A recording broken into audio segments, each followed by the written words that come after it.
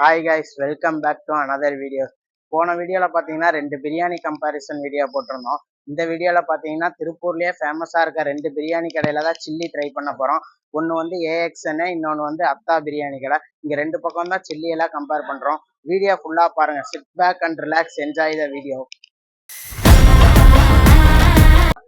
இப்போ வந்து ஃபஸ்ட்டு நம்ம ஏஎக்ஸ்என்ல தான் சில்லி ட்ரை பண்ண போகிறோம். வாங்க உள்ளார போய் ட்ரை பண்ணி பார்ப்போம்.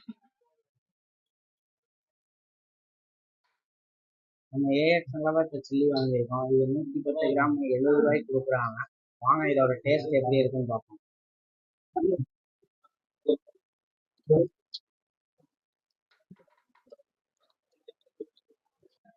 ஃபைனலாக இப்போ சில்லி சாப்பிட்டோம். இதோட டேஸ்ட் எல்லாமே நல்லா மசாலாலாம் இறங்கி டேஸ்ட்டும் வேற லெவலில் இருக்குது. 70 ரூபாய்க்கு ஒர்த்து தான். குவான்டிட்டி கொஞ்சம் அதிகமாக தான் கொடுத்துருந்தாங்க.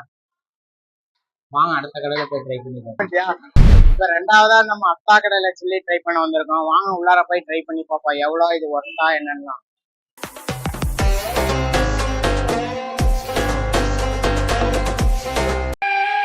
காத்திருந்து காத்திருந்து இப்போ வந்து நம்ம அத்தா பிரியாணிக்கு வந்திருக்கோம் சில்லி ட்ரை பண்ணலான்னு. இங்கே பார்த்தீங்கன்னா 100 கிராம் கொடுக்குறாங்க. இதோட ப்ரைஸ் பார்த்தீங்கன்னா 70 ரூபா. வாங்க இதை சாப்பிட்டு பார்ப்போம் டேஸ்ட் எப்படி இருக்கு.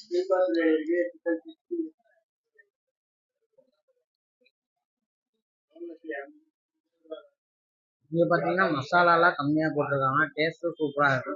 அங்கே வந்து பார்த்தீங்கன்னா 110 கிராம் கொடுக்குறாங்க, இங்கே 100 கிராம் கொடுக்குறாங்க. மற்றபடிக்கு ப்ரைஸ் எல்லாமே ஒரே லெவலில் ப்ரைஸ்.